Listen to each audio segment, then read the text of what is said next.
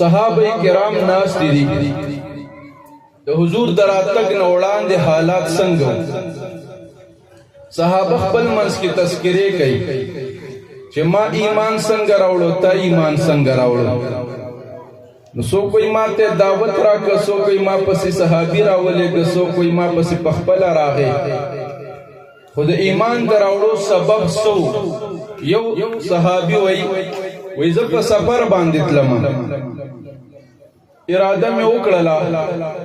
نو په سفر چې کله سړی ځي مشکلات راپېښېږي که نه راپېښېږي نو موږ خو ایمان نه پېژنده خدای هم نه پېژنده زما په خبرو خو پوهېږئ که نه وایي زه روان شوم خو سوچ مې دا وکړ چې زه په سفر باندې ځمه نو ما ته مسلې راپېښېدی شي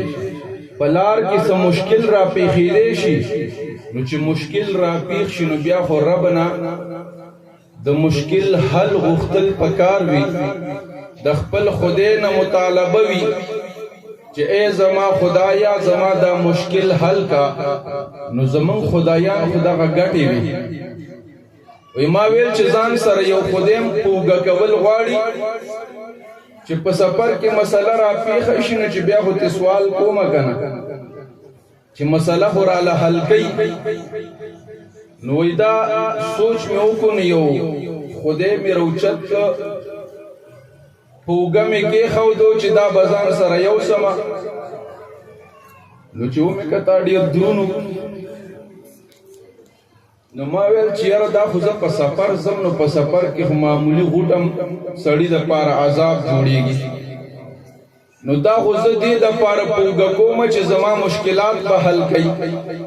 نو دا خو ځان له یو عذاب جوړ شه راته د ده وړل خو ځان له یو عذاب شه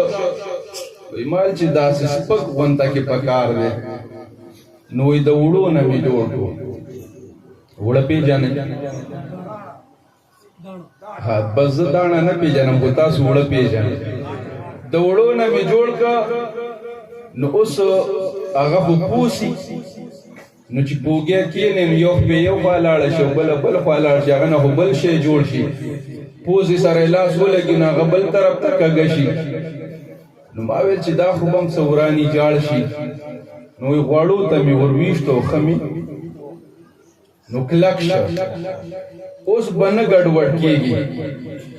او خوږ مې کو چیني خوږه مې ور واچوله سیف مې په اوږه که روان شومه ځان سه مې خوراک واخیسته چې وږی شمه خوراک وکمه بیا روان شمه ستړی شم دمه وکمه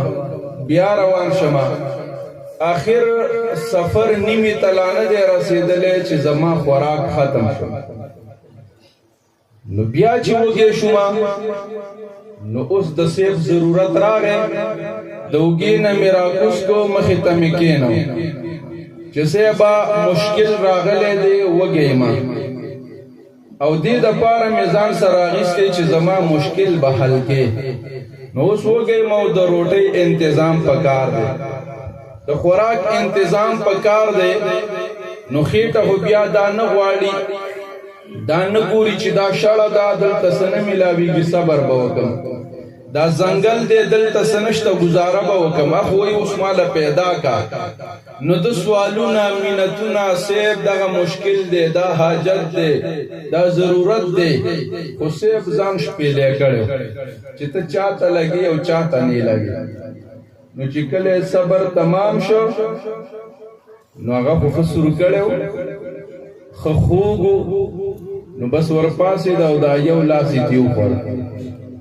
نو بیا یې په اوږه که روان شو چې بیا وږی شه بیا یې مخې ته کېنو صاحب هغه زاړه مسله بیا ده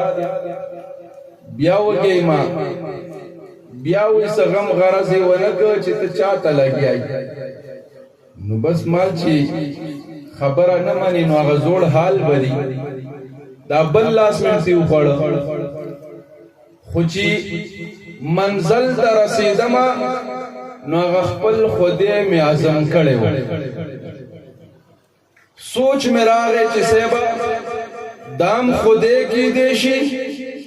چې هغه دې زما معده هضم کی